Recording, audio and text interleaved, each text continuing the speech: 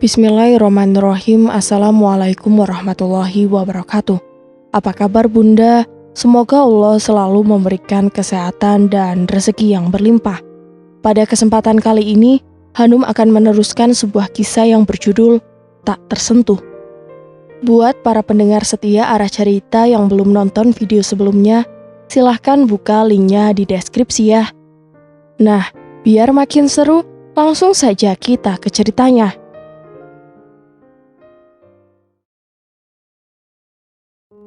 Faisal, kamu tahu nggak? Tadi Mama bertemu Airi, kurang ajar sekali dia. Sungutnya kesal, Faisal membayar blender yang pecah dan menjemput mamanya pulang. Airi, dengan siapa ia datang? Ucap Faisal penasaran. Kamu ngapain nanya Airi dengan siapa? Penampilan dia sama saja, masih gembel, tapi belanja di swalayan.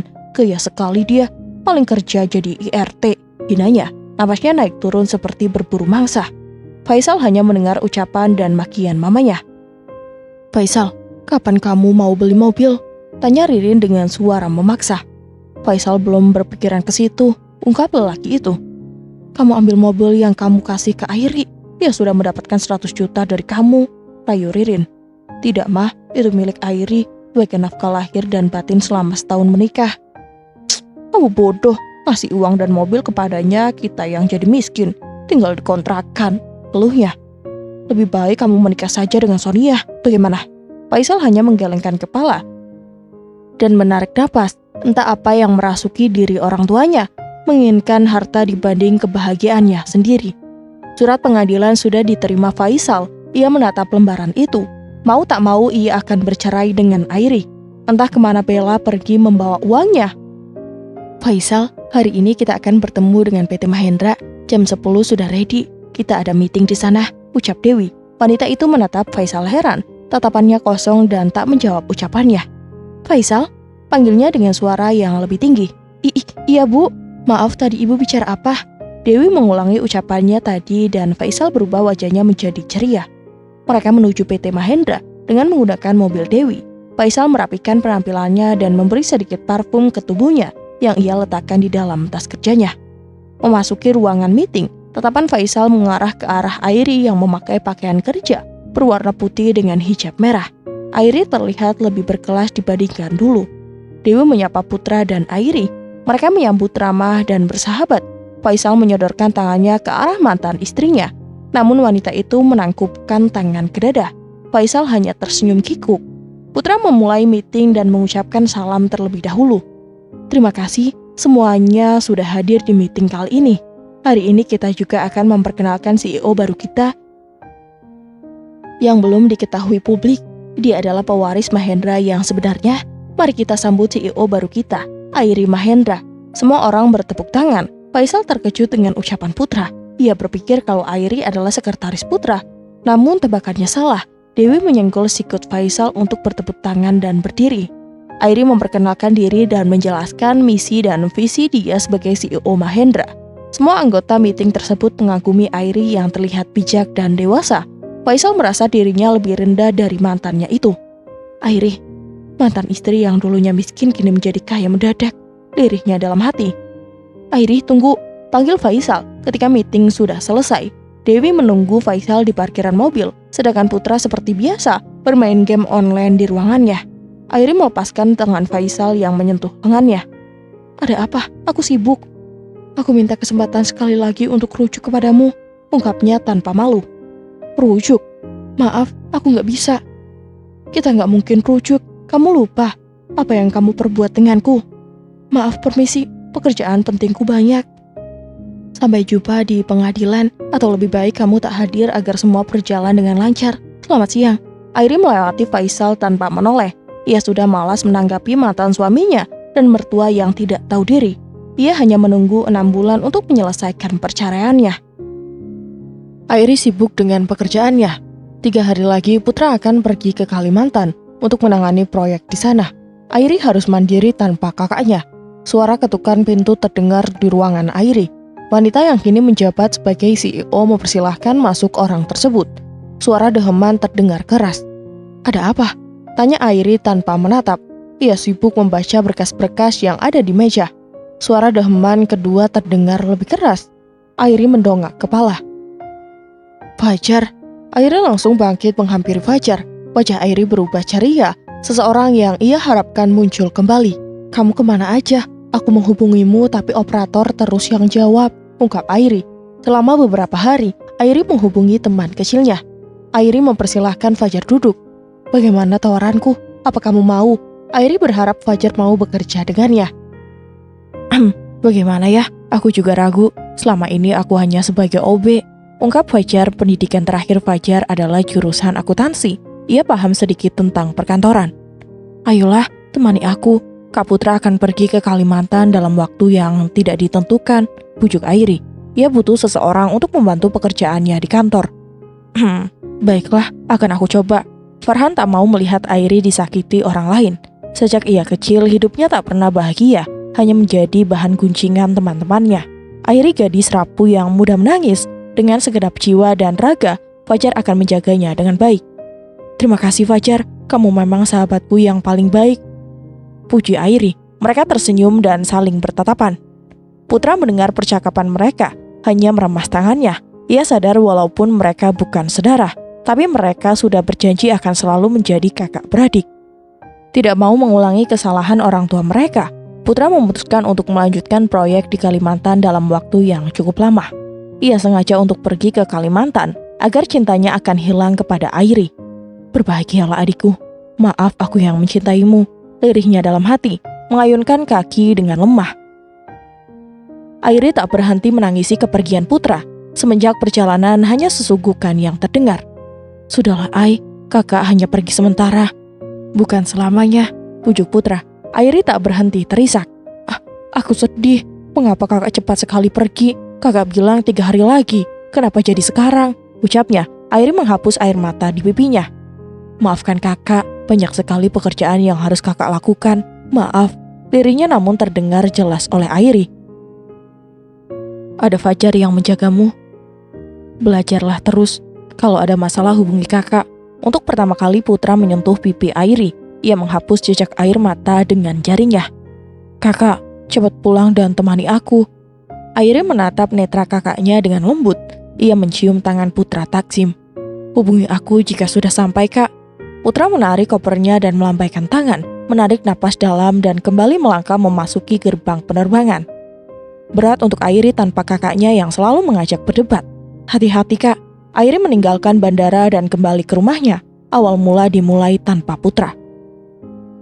Sonia berjalan berlenggak-lenggok menuju kantor Faisal. Wanita itu ingin membuat kejutan untuk Faisal.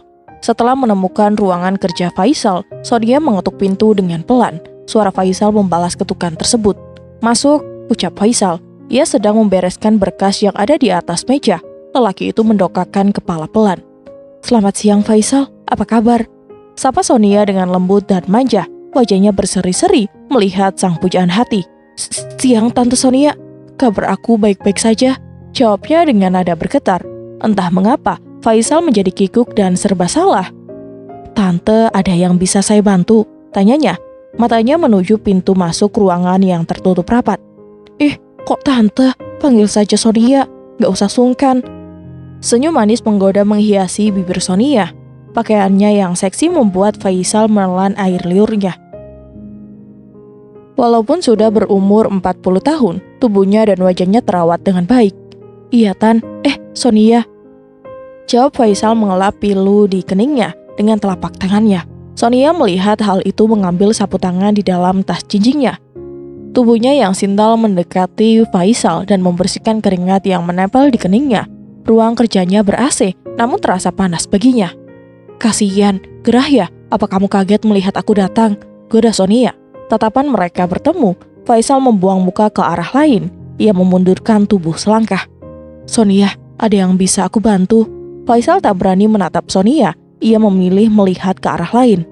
Tidak, aku kesini sengaja menemui kamu. Hari ini aku masak spesial untuk makan siang kamu.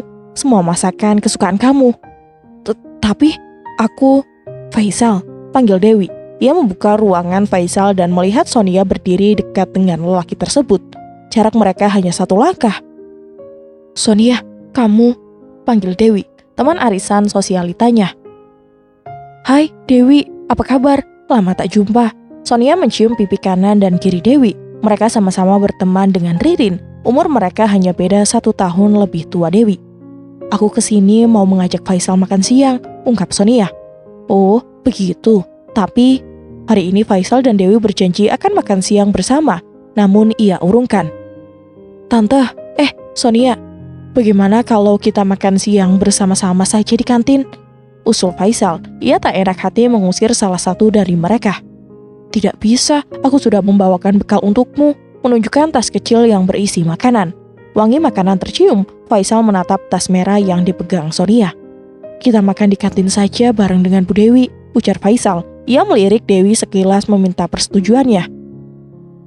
Ya sudah kalau begitu, ayo kita ke kantin aja. Sonia menggandeng lengan Faisal mesra. Dewi mengikuti mereka di belakang. Selama perjalanan menuju kantin, Sonia bersikap memiliki Faisal. Mereka memilih tempat duduk paling pojok. Sonia memesan minuman untuk mereka, membuka Tupperware berwarna ungu dan menghidangkan untuk Faisal. Dewi hanya menonton mereka seperti melihat adegan sinetron. Buka mulutnya, perintah Sonia menyodorkan nasi dan ayam semur yang ia potong dagingnya dengan menggunakan sendok. Biar aku makan sendiri, tolak Faisal halus. Ia malu karyawan lain memperhatikannya. Mengambil alih sendok yang dipegang Sonia. Tidak, aku suapin. Aku akan marah jika kamu menolaknya. Paksanya tanpa melihat sekeliling. Wajahnya merajuk seperti anak kecil. Faisal membuka mulutnya dengan ragu-ragu. Ia mengunyah makanan Sonia pelan. Enak? Tanya Sonia yang merasa memperhatikan gerak mulut lelaki itu. Faisal menganggukkan kepala pelan. Sonia merasa puas. Dewi menatap mereka yang duduk di depannya. Faisal sesekali meliriknya dengan tatapan malu. Sayang, makan yang banyak ya. Nanti setiap hari aku akan datang membawa bekal untukmu, ungkap Sonia. Tidak usah repot-repot setiap hari, aku bisa membelinya di kantin, tolak Faisal dengan sopan.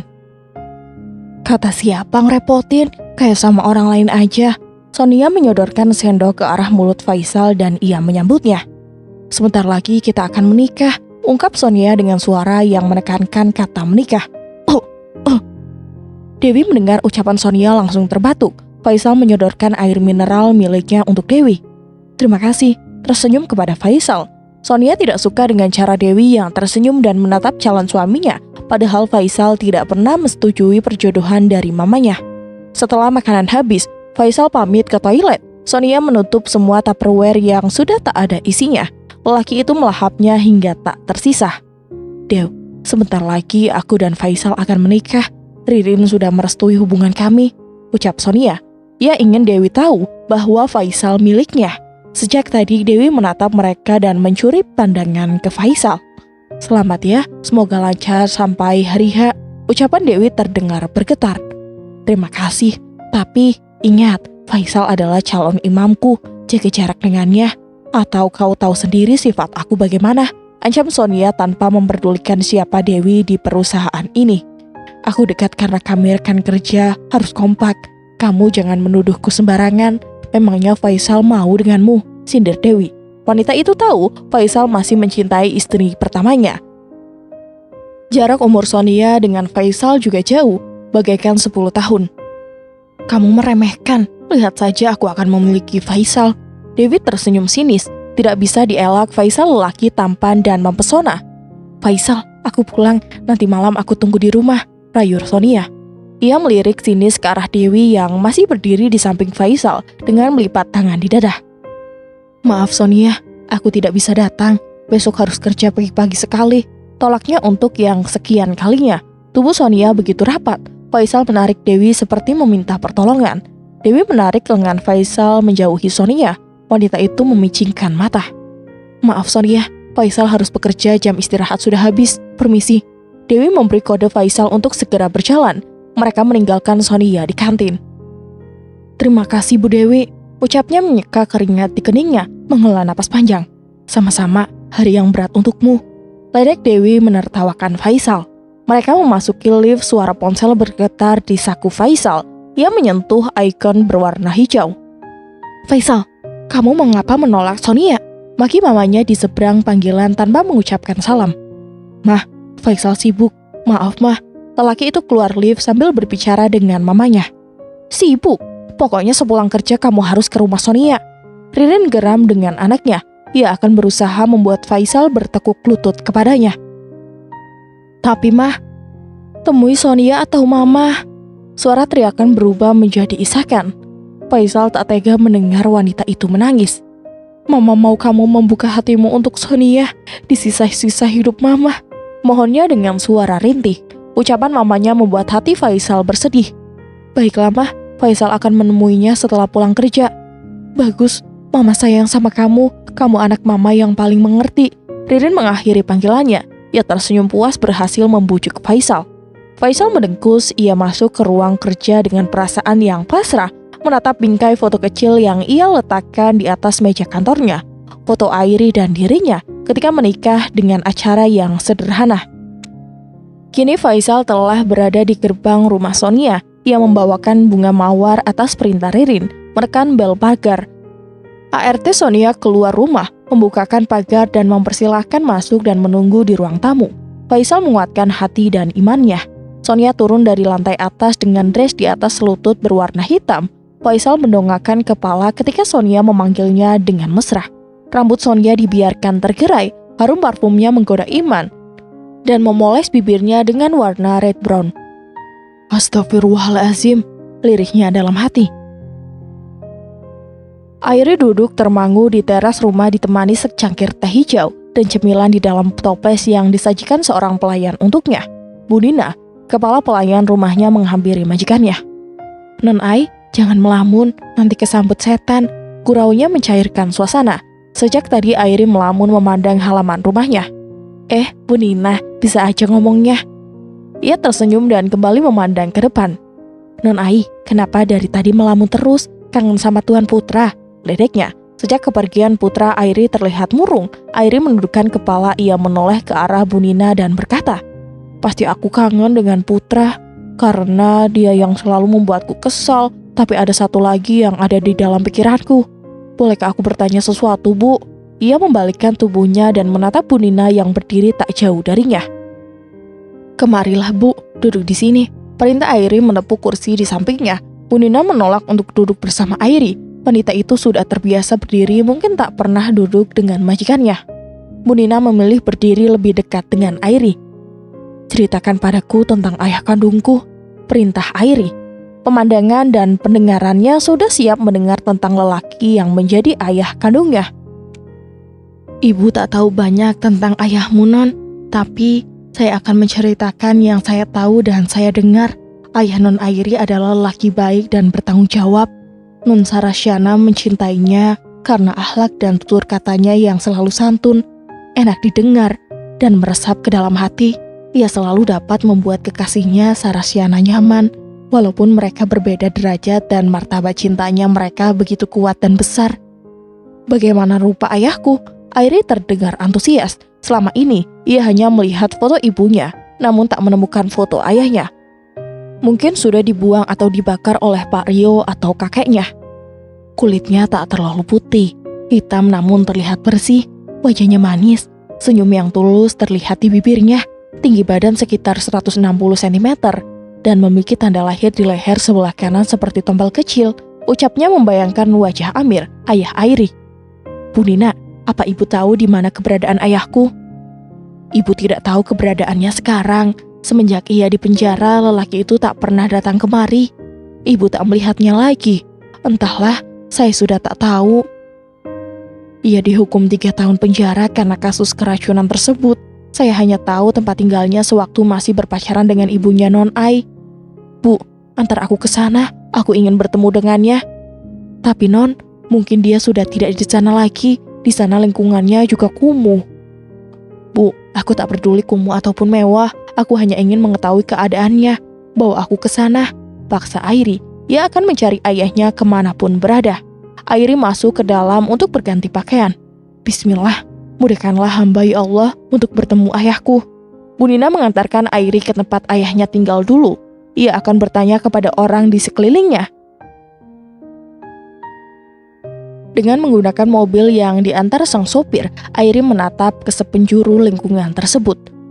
Rumah yang hanya terbuat dari triplek dan ada juga dari bambu. Sampah menumpuk seperti gunung. Anak-anak berlalu lalang. Mereka memperhatikan Airi turun dari mobil mewah. Airi menatap mereka dengan sedih. Ternyata, di dunia ini masih ada yang hidupnya lebih susah dari dirinya. Airi beruntung masih bisa tinggal di panti asuhan tanpa bekerja dengan keras hanya untuk mencari makan. Bu Nina mengelilingi pemukiman tersebut, namun tak menemukan rumah seperti musola kecil. "Di mana, Bu?" tanya Airi menatap heran. Sejak tadi mereka hanya berputar-putar tanpa menemukan rumah yang dimaksud. "Lebih baik kita bertanya saja," usul Airi. Ia melihat lelaki yang sedang memperbaiki gerobaknya. Airi mengucapkan salam dan orang tersebut membalasnya. "Maaf Pak mengganggu, saya mau bertanya rumah Pak Amir di mana ya?" tanya Airi dengan sopan. Walau lelaki itu kumal dan dekil, Airi tetap sopan dalam bertutur kata. "Amir yang mana Mbak? Amir di sini ada 3, ungkap lelaki itu. Ia memberitahu ciri-ciri ketiga orang tersebut dan beserta umurnya. "Kami mencari Pak Amir yang dulu penjual gorengan di perempatan itu 20 tahunan yang lalu," tutur Bu Nina. Lelaki itu sedang mengingat-ingat. "Pak Amir yang terkena kasus keracunan itu? Dia sudah tak tinggal di sini. Beberapa bulan yang lalu ia datang kemari mengunjungi temannya. Mungkin ia tahu keberadaan Pak Amir." Lelaki itu menunjukkan jalan ke arah rumah Pak Tony, teman dekat Amir. Airi dan Bu Nina melangkahkan kaki ke arah tersebut. Rumah seperti musola terlihat benda yang menempel di atas atap yang biasanya kita sebut dengan toa. Terdengar anak-anak sedang membaca Al-Quran. Airi memperhatikannya dari luar. Terlihat jelas beberapa anak-anak duduk di atas tanah yang beralas tikar usang. Dinding terbuat dari anyaman bambu, namun hanya sisi kiri dan kanan bagian belakang hanya tertutup kain putih dan plastik. Setelah anak-anak berhenti membaca Al-Quran, Airi berdiri tepat di pintu masuk. Lelaki itu, Pak Tony, berdiri dan menghampiri Airi. "Maaf Pak mengganggu, saya ingin bertanya, apa Bapak kenal dengan Pak Amir?" "Amir?" ucapnya terkejut. Ia menatap Airi dalam. Wajah Airi terlihat mirip seseorang. Airi menjelaskan siapa dirinya dan nama ibunya. Pak Tony mengusap wajahnya pelan dan menghembuskannya napas dalam. "Akhirnya kamu datang. Alhamdulillah." Pak Tony meminta Airi untuk menunggu di dalam. Sebentar lagi anak-anak akan dibubarkan. "Pak, apa ayah saya baik-baik saja?" tanya Airi. Mereka menuju ke kediaman Amir, ayahnya Airi, dengan menggunakan mobil. Jarak yang ditempuh cukup jauh. "Nanti kamu akan tahu sendiri. Maaf, saya tidak bisa menjelaskannya." 1 jam perjalanan mereka lalui. Pak Tony memberi instruksi kepada sopir untuk meminggirkan kendaraan di tempat yang ditunjukkan. "Mari, kita jalan kaki saja." Pak Tony berjalan lebih dulu karena gang yang sempit mereka lalui. Jalanan tersebut menurun hingga berkali-kali. Sampailah mereka di pinggir kali Ciliwung yang dimaksud Pak Tony. Lelaki parubaya itu menunjukkan sebuah rumah papan berada di bantaran kali. Airi melihat seseorang lelaki tua dengan seorang wanita yang berumur sama dengan ayahnya dan seorang anak kecil sedang melipat kardus bekas pakai. Bu Nina dan Airi terkejut dengan kedua orang tersebut. Bertemu dengan ayah. "Ayah?" panggil Airi dengan berlinang air mata. Menatap iba sang ayah dengan baju lusuh dan celana yang ia pakai kotor dan tak layak untuk digunakan. Beberapa bagian sobek dan dijahit dengan kain yang berbeda warna. Pak Amir mendongak mendengar suara seseorang. Ia berdiri dan melepaskan kardus di tangannya. Wanita di sampingnya ikut berdiri dan mengernyit heran kepada suaminya. "Ayah?" panggil Airi. Ia yakin dengan lelaki itu karena tanda tompel di lehernya terlihat jelas. Mata Amir berkaca-kaca, seperti melihat wanita di masa lalu. "Kamu siapa?" tanya Pak Amir dengan suara bergetar. Ia mau memastikan apa yang dilihatnya. "Aku Airi, anak ayah," jawabnya dengan suara parau. "Airi, kamu anakku." Lelaki itu berlari ke dalam rumah dan mengambil foto di dalam kaleng bekas pakai. "Sarasyana," mengelus foto tersebut dengan tangannya dan membawanya keluar. Pak Amir memberikan foto Sarasyana kepada Airi. "Apakah dia ibumu?" "Iya, ini foto ibuku," jawabnya dengan suara bergetar. "Ayah." Airi memeluk tubuh lelaki kurus itu tanpa merasa jijik. Pak Amir membalas pelukan anaknya. Mereka berdua menangis bahagia. Setelah sekian lama Pak Amir mencari anaknya, akhirnya ia dapat melihat anaknya. Bu Nina dan wanita di samping Pak Amir meneteskan air mata mengusap lembut pipi mereka. Istri Pak Amir, Bu Yaya, mengelus bahu suaminya. Ia melonggarkan pelukannya dan memperkenalkan keluarga kecilnya. Airi, ini istri ayah, namanya Bu Yaya, dan adik kecilmu, Harry. 10 tahun mereka menikah. Sebenarnya Pak Amir tak mau menikah lagi. Namun, Bu Yaya anak sebatang kara. Ia kasihan melihat wanita itu dan mereka dikaruniai seorang anak laki-laki berumur 8 tahun. Airi mencium tangan Bu Yaya Taksim dan memeluk Harry dengan penuh kasih sayang. Pak Amir berterima kasih kepada Pak Tony telah mengantar anaknya ke sini. Ayah, Ibu, tinggallah bersamaku. Kita akan menjadi satu keluarga yang utuh. Kita mulai dari awal. Selama di panti, aku tak pernah merasakan berkumpul dengan orang tua kandungku. Apa kalian mau tinggal bersamaku? Menemani hari-hari bersama, ungkap Airi. Mereka duduk di balai depan rumah Pak Amir. Tapi bagaimana dengan pekerjaan kami? Tanya Bu Yaya. Ia tak mau merepotkan Airi. Ibu tak usah khawatir, nanti kita usaha lain, ujar Airi. Harry duduk di pangkuannya. Mbak Ai, apa aku bisa sekolah?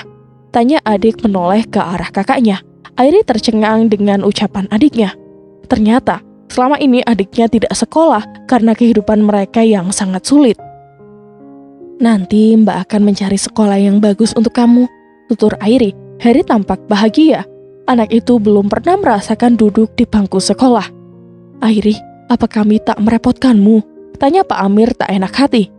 Ayah, kalian sama sekali tak merepotkanku. Aku bahagia kalau kalian tinggal di rumahku. Pak Amir dan keluarganya berpamitan kepada warga setempat. Pada hari itu, Airi membawa ayah, ibu, dan adiknya untuk tinggal bersama. Pak Tony sudah meminta izin pulang lebih dulu dengan menggunakan ojek online. Airi menyelipkan uang untuknya sebagai tanda terima kasih. Itu mobilku, tunjuk Airi. Mobil hitam yang terparkir di pinggir jalan dan sopir duduk tak jauh dari sana. Mbak, bagus sekali mobilmu, ungkap Harry dengan mata berbinar. Ia tak pernah naik mobil sebagus milik kakaknya. Naik angkot saja jarang, mereka memilih berjalan kaki. Airi tersenyum melihat tingkah adiknya. Setiap hari kamu akan naik mobil ini sepuasnya. Airi memerintah sopir untuk berhenti di mall. Mereka akan membeli beberapa baju yang layak dan sekaligus makan bersama untuk pertama kali. Tidak perlu kamu belikan baju baru, sudah cukup pakai ini saja, ungkap ibu tiri Airi. Tidak apa-apa ibu, kalian tidak usah khawatir.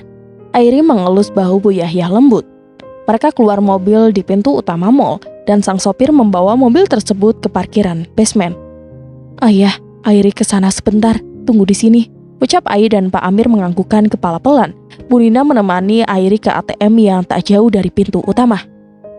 Harry begitu senang. Ia berlari-larian ke sana kemari hingga tak sengaja menabrak seorang wanita yang sedang berbicara di gawainya. Tubuhnya tinggi besar, make up tebal dan perhiasan mencolok hingga menyilaukan mata. Harry terpental hingga duduk di lantai. Wanita gemuk itu melotot tajam dan jijik dengan penampilan Harry. Baju lusuh, sendal jepit dengan warna berbeda, dan wajah kusam. Maaf Bu, anak saya tidak sengaja, ucap Bu Yaya membantu anaknya bangun dari duduknya. Maaf, lihatlah baju saya jadi kotor, makinya mendelik mata. Kalau anak kamu main, jangan di sini tempat orang kaya, sindirnya. Suaranya terdengar keras. Maaf Bu, ucap Bu Yaya dengan lirih. Ia menundukkan kepala dan memeluk anaknya. Kalau mau ngemis jangan di sini, tuh di pinggir jalan, menunjukkan jalan yang berada di depan mall. Aku nggak mau ngemis, aku mau beli baju, ucap Harry dengan polos. Ibu Yaya memberi kode kepada anaknya untuk diam. Alah, beli baju di mall ini. Kamu tahu nggak berapa harga baju di sini? Jangan sok kaya. Udah miskin gaya banget beli baju di mall. Yaya, panggil Pak Amir. Ia melihat keributan dari jauh lalu berlari menghampiri mereka. Melihat penampilan Pak Amir, wanita berdandan menor itu menatap tajam. Tolong, kamu jaga anak dan istri kamu. Lihatlah penampilan kalian, memalukan.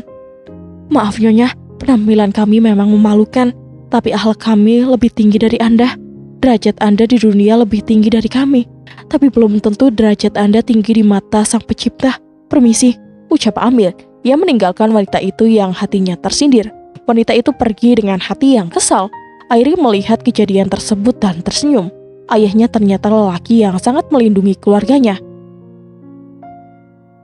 Sebagai anak, ia bangga kepada ayahnya. Mereka berbelanja baju dan Airi mengantar mereka ke toilet untuk mengganti pakaian. Airi, Apa ini tak berlebihan? Ucap Buya. Wanita itu melihat total uang yang harus dibayar anak tirinya itu. Tidak ibu, aku rasa ini belum seberapa. Ibu cantik memakai baju ini, pujinya. Buya tersipu mendengar pujian darinya. Memasuki restoran Sunda dengan berbagai macam menu di atas meja. Harry dengan segala celotehannya dan Pak Amir dengan pesona tawanya menceriakan suasana. Airi menghapus jejak air mata di pipi. Ia bahagia merasakan kehangatan keluarga. Bu Nina mengelus bahu majikannya.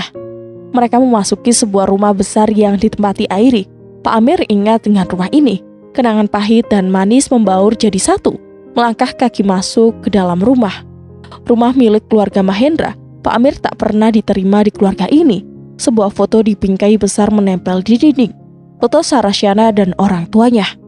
Pak Amir menatap foto tersebut. Kenang-kenangan kembali berputar. Sampai kapanpun kau adalah cintaku.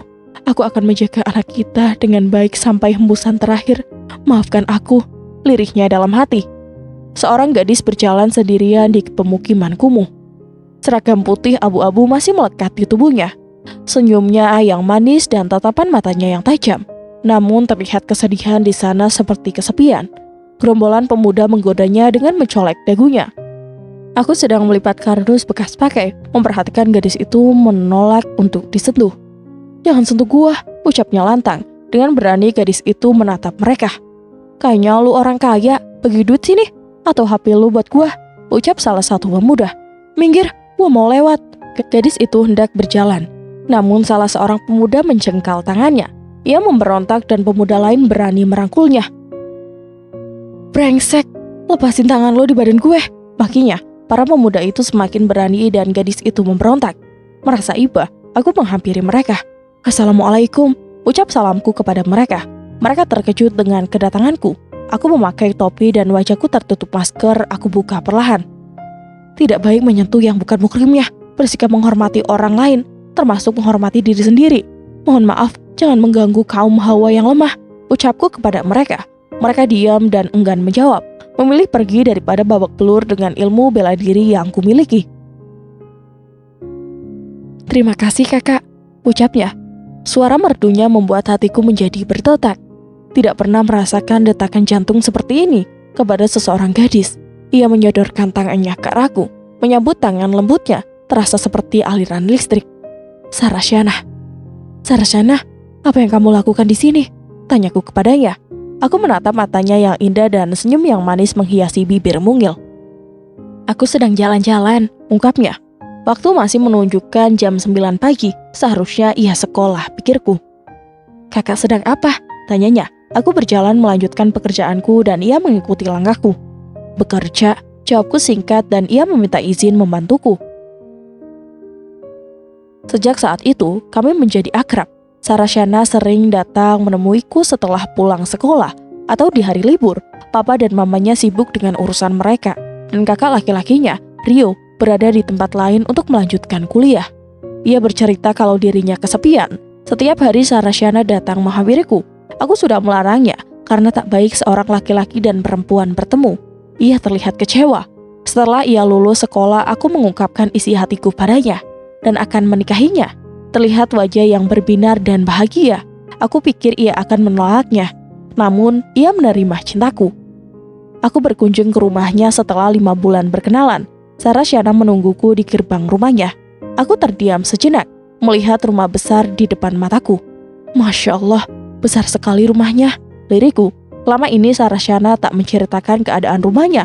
Aku pun ragu, melangkahkan kaki ke dalam. Sarasyana menarik tanganku. Abdul Mahendra, Papa Sarasyana, terkejut dengan kedatanganku. Penampilanku yang sederhana menjadi pusat perhatiannya, menatapku dari ujung kaki hingga kepala. Saat itu aku hanya menggunakan sendal jepit merek burung terbang.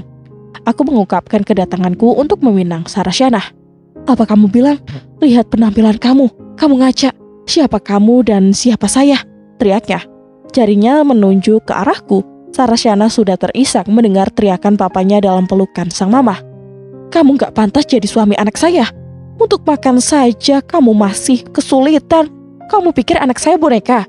Saya tidak setuju dengan kamu. Jangan pernah menemui anak saya, atau hidup kamu akan sengsara. Ancamnya membuat hatiku menciut. Kulirik gadis pujaanku. Matanya sembab dan napasnya terputus-putus. Begitu cintakah ia kepadaku, sampai mau menerima aku. Tapi orang tuanya tak merestui kami. Sarasyana dibawa masuk ke dalam kamar di lantai atas. Pak Abdul mengusirku dengan kasar dan mendorong tubuhku keluar kamar. Sarasyana berteriak memanggil namaku. "Kakak," panggilnya dari lantai 2. Aku mendongak dan tersenyum, tak tega melihat ia menangis dan melambaikan tangan untuk pamit. Keesokan harinya, Sarasyana tak pernah datang. Hati ini rindu, sangat rindu. Rasanya gusar sekali. Aku benci oleh waktu yang memisahkan kita. Saat itu aku tak punya ponsel seperti milik Sarasyana. Hingga seorang pelayan wanita mengantar sepucuk surat untukku dari Sarasyana. Pelayan itu adalah Nina. Ia mengantarkan ponsel untukku. Dengan ponsel tersebut, kami bisa berkomunikasi. Sarasyana menceritakan bahwa sang papa akan mengirimnya ke luar negeri untuk melanjutkan kuliahnya. Ia menangis saat menghubungiku. Aku tak mau kehilangannya. Akan kugapai permataku, bagaimanapun caranya. Akhirnya kami nekat untuk kawin lari. Kubawa Sarasyana ke tempat lain dan menikahi secara agama atau siri. 2 bulan kemudian ia hamil. Begitu bahagianya aku mendengar istriku akan mengandung anakku. Ia tak pernah mengeluh dengan yang kuberikan. Senyum cerianya selalu menghiasi bibirnya. Papa Sarasyana pernah menemui kami, namun ia terdiam ketika melihat anaknya berbadan 2. Sarasyana memilih hidup miskin daripada hidup mewah tak bahagia. Ia tak takut diancam oleh papanya. Lelaki itu pasrah dengan keputusan anaknya. Sarasyana terlihat bahagia hidup denganku. Aku pun bersyukur dengan keadaan ini. Akhirnya, kami memutuskan untuk berjualan gorengan dengan menjual ponsel milik kami. Terkadang, ibu mertuaku datang tanpa sepengetahuan suaminya. Ia memberikan Sarasyana kartu ATM, tapi istriku menolaknya karena dirinya bahagia hidup sederhana. Alhamdulillah, jualanku laris manis. Setiap hari selalu habis. Tak pernah kami lupa menyisihkan uang untuk anak yatim piatu. Walaupun hidup susah, sedekah harus berjalan. Pada saat aku sedang menggoreng pisang, seorang lelaki memberi dengan uang 100.000. Tanpa curiga aku meninggalkannya sebentar untuk menukar uang kembalian. Namun, siapa disangka setelah lelaki itu pergi, sepasang anak sekolah berbaju abu-abu muntah-muntah setelah memakan gorenganku. Aku bergeming melihat mereka. Para warga datang menghampiriku. Pelajar itu sudah tidak sadarkan diri. Entah siapa yang berteriak, aku tidak mengenalnya. "Lo kasih apa gorengannya? Lihat mereka keracunan," teriak lelaki memakai baju hitam. "Gorengannya beracun," teriak lelaki lain. Warga mulai memanas mendengar ucapan orang-orang. Mereka memukuliku hingga aku babak belur. Tubuhku diseret ke kantor polisi. Mereka menendang, memukul kepala dan tubuhku hingga terjatuh. Sarasyana mengejarku dengan mengibah. Aku menatapnya sedih melihat keadaan istriku yang sedang hamil. Tak ada yang menolongnya. Sebentar lagi ia akan melahirkan anakku. Kepalaku dipukul oleh sebuah balok besar. Darah mengalir di kepala hingga aku tak sadarkan diri. Setelah 3 tahun di penjara. Selama aku di penjara, Sarasyana tak pernah datang. Aku tak memiliki keluarga, yang aku punya hanya Tony. Tapi dia berada di Kalimantan ketika aku dalam penjara. Aku menghampiri rumah mertuaku, Papa Sarasyana, berharap bertemu dengan istri dan anakku. Apapun yang terjadi, aku pasrah. Dengan pakaian yang sama yang digunakan 3 tahun lalu sebelum di penjara. Menatap pagar berwarna hitam dan tinggi. Menekan bel pagar yang menempel di sebelah kiri tembok pagar rumah. Seorang pelayan keluar rumah dan anak laki-laki. "Maaf, saya mau mencari Sarasyana," ucapku. Wanita itu mengernyitkan heran. "Bapak ini siapa?" tanya pelayan itu berpakaian putih hitam, sepertinya ia adalah baby sister. Wanita lain berpakaian dress bunga-bunga keluar rumah, memanggil nama Putra. Ia menghampiri kami. "Putra, Mama cariin ternyata kamu di sini," ucapnya kepada anak kecil. Dia menoleh ke arahku dan bertanya kepada pelayan tersebut. Pelayan tersebut memberitahu kedatanganku. Wanita itu adalah majikannya karena memanggilnya Nyonya. Aku mengenalkan diri sebagai suami Sarasyana. Ia terkejut dan mempersilahkan duduk di teras rumah. Ia terdiam untuk beberapa saat. "Di mana istri dan anak saya?" tanyaku dengan nada sopan. "Sebenarnya Sarasyana sudah meninggal setelah melahirkan," ucapnya bergetar. Suaranya tertahan dan menarik napas dalam. "Innalillahi wa inna ilaihi raji'un," ucapku dengan berlinang air mata. Hatiku nyeri dan sesak. Wanita yang aku cintai telah tiada. Anak saya bagaimana?" Tanyaku dengan suara berat. Maaf, kami tidak tahu. Tidak ada yang tahu satu orang pun. Bagaimana bisa? Suaraku meninggi. Maaf, saya tak tahu soal ini. Saya ingin bertemu dengan Pak Abdul. Saya ingin bertemu dengan Pak Abdul. Mohonku kepadanya. Pak Abdul sedang keluar negeri, entah kapan pulang. Sejak Mama meninggal menyusul Sarashana, ia tinggal di luar negeri. Aku meminta tolong kepadanya untuk memberitahu tempat tinggal terakhir istriku berada. Pemakaman Kebayoran tempat ia berada. Aku berpamitan kepada wanita itu, Susi, lalu menuju ke pemakaman. Di atas kudukan istriku, aku menangis mengusap batu nisan. Tak lupa kupanjatkan doa dan surat Al-Quran lainnya untuk mengurangi sisa kuburnya. Hingga menjelang sore, aku masih duduk tergugu di samping kuburannya. 12 tahun menudah, datanglah Yaya, wanita seumuranku yang masih single. Ia tak memiliki keluarga sama sepertiku. Akhirnya kami menikah dan memiliki anak laki-laki. Selama itu aku mencari pekerjaan, namun banyak yang takut dengan statusku sebagai mantan narapidana. Aku memutuskan untuk menjadi seorang pemulung. Setiap hari aku berdoa semoga aku bisa bertemu dengan anakku di sisa-sisa umurku. Akhirnya aku bertemu dengannya. Wajahnya dan tatapan matanya mirip dengan almarhumah istriku. Faisal telah siap untuk menghadiri sidang perceraian tersebut. Hatinya terasa nyeri dan berdenyut, enggan untuk melepaskan sang istri. Berdiri di depan kaca lemari melihat dirinya. Di wajah yang taman ini terselip kebodohan, ucapnya pada pantulan bayangannya dalam kaca. Dalam langkah lunglai, ia keluar dari kamar. Mama Ririn sudah rapi dan siap untuk menemui anaknya. Sepanjang perjalanan, Faisal hanya diam membisu. Mama mau kamu menuntut harta gono gini. Ya sudah membodohi kita. Mobil, uang, dan perhiasan yang kita kasih untuknya sewaktu lamaran harus diganti olehnya, ungkap Ririn kepada anaknya. Faisal menatap kaca mobil dengan tatapan kosong. Faisal, kamu dengar gak sih omongan Mama? Sungutnya kesal. Faisal tak merespon ucapannya, bagaikan berbicara dengan boneka. Mama yakin ia akan menyesal setelah bercerai denganmu. Bukan ia yang menyesal, Mah, tapi aku, ucapnya dalam hati, enggan membuka mulutnya mengeluarkan kata-kata. Seharusnya ia yang memberi harta gono gini, bukan Airi. Akhirnya, mereka sampai di pengadilan agama. Airi ditemani oleh ayahnya, Amir. Ayah Airi sudah mengetahui masalah rumah tangga yang dihadapi oleh anaknya. Merangkul bahu Airi masuk ke dalam. Mereka berpapasan dengan Faisal dan Ririn. Di kejauhan, Ririn melihat mantan mantu keluar dari mobil mewah yang menarik lengan Faisal untuk menyusul wanita yang sempat menjadi istri Faisal. Belum resmi bercerai sudah jadi simpanan om-om, dasar murahan. Cibir Ririn. Airi menoleh ke arah mantan mertuanya, begitu juga Pak Amir. Airi menarik napas panjang, tak pernah berubah, sindirnya. Melangkahkan kaki lebih cepat sebelum Pak Amir bertindak. Pak Amir bertanya kepada anaknya, apa itu mertuamu? Airi menganggukkan kepala.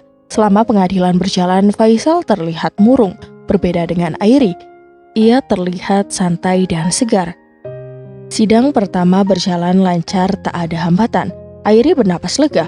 Faisal tak menolak perceraian itu. Ia juga tak meminta harta gono gini kepada mantan suaminya. Bagi Airi, harta yang dimilikinya lebih banyak dari Faisal. Saat ini mantan suaminya tak memiliki apa-apa. Untuk apa menuntut pikirnya? Airi, tunggu.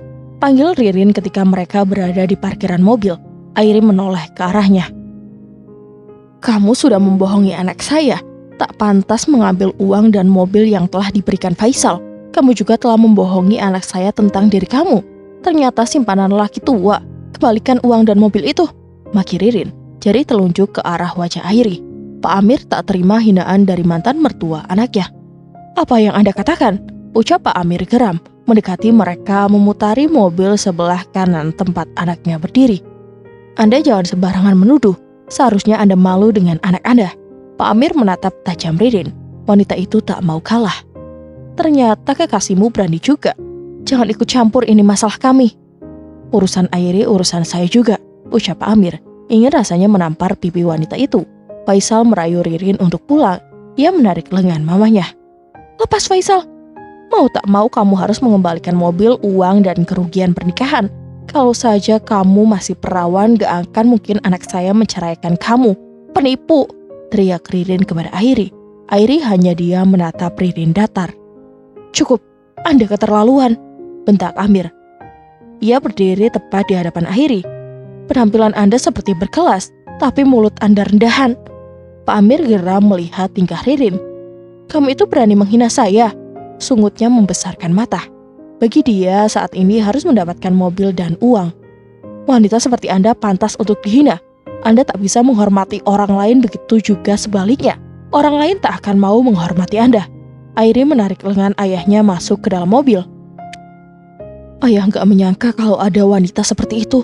Maafkan ayah yang meninggalkan kamu sendirian, ucap Pak Amir menyesal.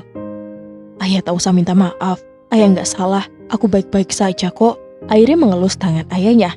Ia tahu pasti lelaki itu sangat marah kepada Ririn. Kamu wanita kuat dan penyabar, ayah bangga kepadamu, puji Pak Amir. Ia tak menyangka anaknya setegar ini. Ayah doakan semoga kamu mendapatkan jodoh suami yang baik dan soleh. Amin, terima kasih ya. Airi menyadarkan kepala di bahu sang ayah. Ia meneteskan air mata. Hanya karena selaput darah harus disakiti seperti ini. Rasanya semua seperti mimpi. Ya Allah, ampunilah aku, berikanlah hamba kebahagiaan dunia dan akhirat. Doanya dalam hati. Tak ada wanita yang bahagia bila bernasib sepertinya. Ia hanya pasrah kepada sang holik. Hari berganti hari.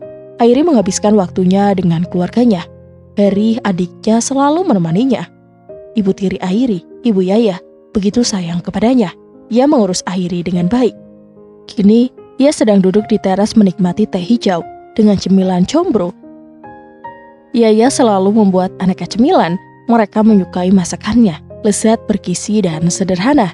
Selamat sore, Nyonya Airi, sapa Fajar. Ia berpakaian santai karena hari ini hari libur kerja. Sore, Tuan Fajar, jawabnya dengan tersenyum manis. Melamun aja, nanti kesambet loh, ledeknya. Ia duduk di samping Airi dan mengambil combro di atas meja. Siapa yang melamun? Aku sedang melihat Harry dan ayah sedang bermain. Tunjuk jarinya ke arah depan. Fajar mengunyah makanannya, tatapannya lurus ke depan. Dadanya terasa nyeri melihat adegan interaksi antara ayah dan anak. Pak Amir dan Harry sedang bermain bola dan tertawa bahagia. Fajar tak pernah merasakan kasih sayang keluarga. Airi memperhatikan perubahan raut wajah sahabatnya. Fajar, kok melamun? Airi menggoncang tubuh Fajar pelan. Bahagia sekali kamu bisa memiliki mereka, keluarga yang utuh. Mereka sangat menyayangimu, ucap Fajar. Suaranya terdengar bergetar. Airi mengerti keadaan Fajar tanpa kedua orang tua. Selama di panti, Fajar tak banyak bercerita. Ia lebih memilih melindungi Airi. Airi menggenggam erat jari Fajar, memberi kenyamanan dan ketenangan. Bangun keluarga kecilmu, menikahlah, usiamu sudah cukup untuk berumah tangga, nasihat Airi. Jika kita tidak memiliki keluarga, lebih baik kita bangun keluarga sendiri dengan cara menikah, ungkap Airi. Ia tahu kalau Fajar selalu menghindari wanita. Menikah? Dengan siapa? Aku saja kekasih tak punya. Fajar tersenyum sinis. Banyak wanita yang mendekati, tapi tidak ada satu wanita yang bisa membuat hatinya bergetar. Pasti ada. Carilah pendamping yang soleha, baik, budi pekertinya, mencintai kamu dan setia. Bagaimana kalau aku menikah dengan kamu? Apa? Ngaco kamu. Airi tertawa mendengar gurauan Fajar. Ia saja belum resmi bercerai. Aku serius. Ai, menikahlah denganku. Fajar menatap Airi dalam. Matanya terlihat serius. Airi menatap kembali manik hitam itu. Terlihat kesungguhan di dalam pantulan matanya. Suara tawa Fajar menggema. Airi, kamu wajahnya lucu sekali. Ledek Fajar diiringi tawa. Airi memukul tubuh sahabatnya. Fajar berusaha menghindar amukannya. Mereka berlari saling kejar-mengejar. Fajar berputar-putar mengelilingi tubuh Pak Amir. Harry tertawa melihat mereka bagaikan Tom and Jerry. Kebahagiaan yang tak pernah mereka rasakan sewaktu kecil. Berbahagialah kalian yang masih memiliki keluarga yang utuh. Kasih sayang keluarga tak pernah terputus. Sepasang mata memperhatikan mereka di dalam mobil. Ternyata kamu bahagia dengan keluargamu yang baru hingga melupakan aku. Aku di sini sakit menahan rindu. Airi, kamu tega kepadaku, melupakan aku begitu saja. Ia menjalankan mobilnya kembali ke tempat tinggalnya, yang lokasinya tak jauh dari rumah tersebut. Rasa rindu akan terobati ketika ia melihat wajah Airi, wanita yang ia cintai. Tak bisa menggapai cintanya, maka ia pergi untuk menghindar. Namun, tak bisa dipungkiri, rasa cinta itu semakin tumbuh dan tumbuh dengan subur. Akankah cintanya terbalas atau akan punah? sampai kapan akan bersembunyi? Hari ini adalah hari ulang tahun perusahaan. PT Mahendra mengadakan acara pesta kecil-kecilan dan hanya dihadiri oleh beberapa pejabat penting dan tamu undangan. Airi dengan gaun biru muda panjang dan hijab putih menambah kecantikannya. Mereka berkumpul di aula hotel terkenal. PT Mahendra memberikan bonus kepada karyawan yang teladan serta hadiah yang menarik diundi secara acak. Setiap karyawan memiliki nomor kupon masing-masing. Mereka tak hadir dalam pesta, namun mendapatkan makanan dan sembako untuk dibawa pulang. Ririn memaksa anaknya untuk mengajak dirinya sebagai pengganti istri Faisal. Lelaki itu hanya menuruti kemauan ibunya, tanpa membantah sedikit pun. Ririn meminta gaun untuk hadir ke pesta tersebut. Gaun yang mahal beserta sepatu dan tas yang telah diberikan oleh Soraya, teman Ririn, serta calon mantu pilihannya. Wah, banyak sekali makanannya. Pandangan Ririn ke arah meja prasmanan dan tenda kecil lainnya. Ingat mah, jangan makan sembarangan. Ucap Faisal mengingatkan, penyakit Ririn mulai membaik dengan terapi yang ia lakukan secara rutin, tapi belum pasti penyakit itu sembuh. Iya, tenang saja, Mama pasti ingat kok.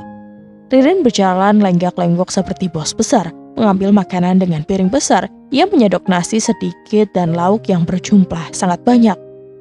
Kapan lagi bisa makan enak begini? Sudah lama tak makan enak. Setiap hari Ririn hanya makan sayuran, tempe, tahu, dan buah-buahan. Ia membawa semua makanannya ke kursi yang telah disediakan. Tak sengaja Ririn menyenggol tubuh seseorang. Gaun baju Ririn terkena noda makanan. "Hei, kamu mengotori gaun saya," sungutnya kesal.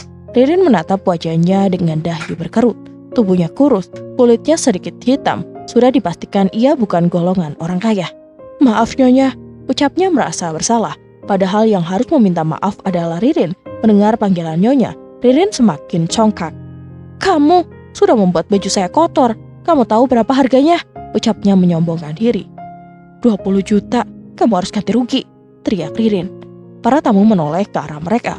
Wanita itu berpikir kalau perempuan yang di depannya tak mampu membayar gaun tersebut. Padahal harga gaun hanya 1 juta. Mana mungkin harga baju sebahal itu, ucapnya terkejut. Raut wajahnya berubah masam. "Jelas, harga baju ini mahal, belinya saja di luar negeri," ucapnya sombong. Padahal ia membeli di butik biasa di Jakarta. Tapi, ia tampak berpikir dan menggantungkan kalimatnya. "Tapi, kamu gak punya duit kan?" potongnya. Ia merendahkan wanita itu, seolah-olah dirinya kaya raya.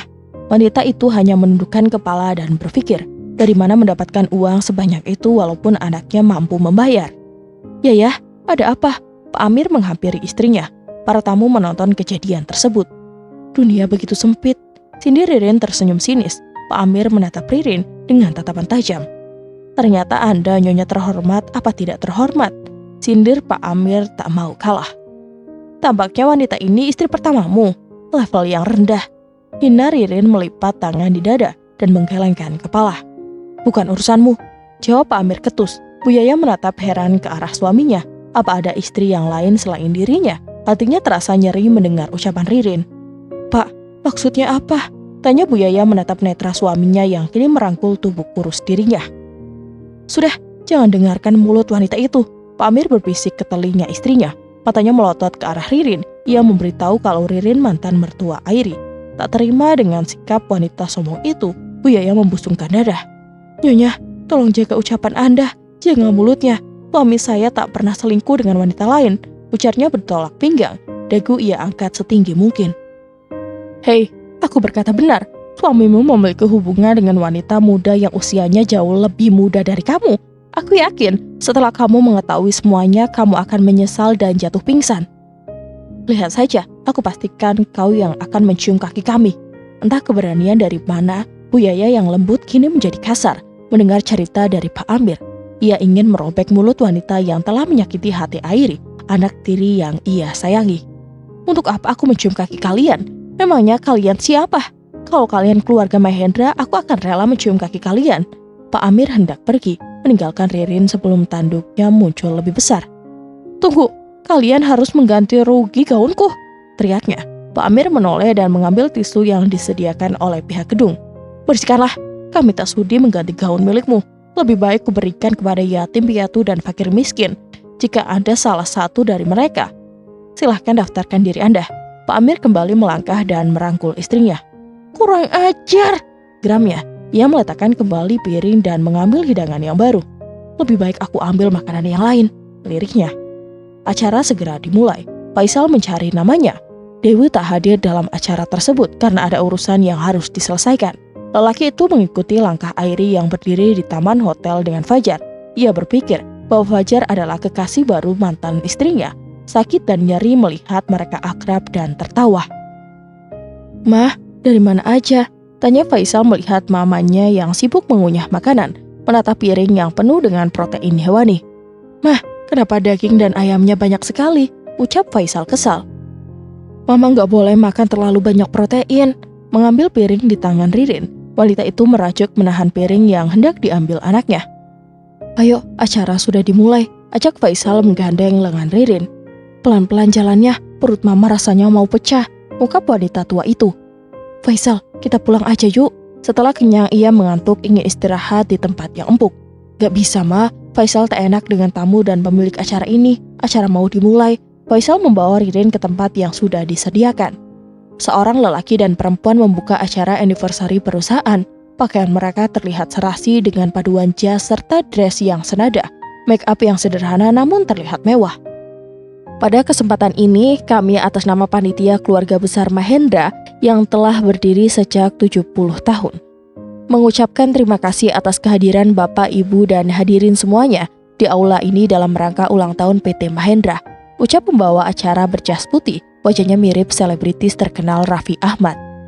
"Sebelum kita mulai acaranya, marilah kita bersama-sama memanjatkan puja dan puji syukur kepada Tuhan Yang Maha Esa yang telah memberikan limpahan rahmat berupa kesehatan, keselamatan, dan karunia-Nya, sehingga kita bisa hadir dengan selamat dan sehat walafiat. Amin."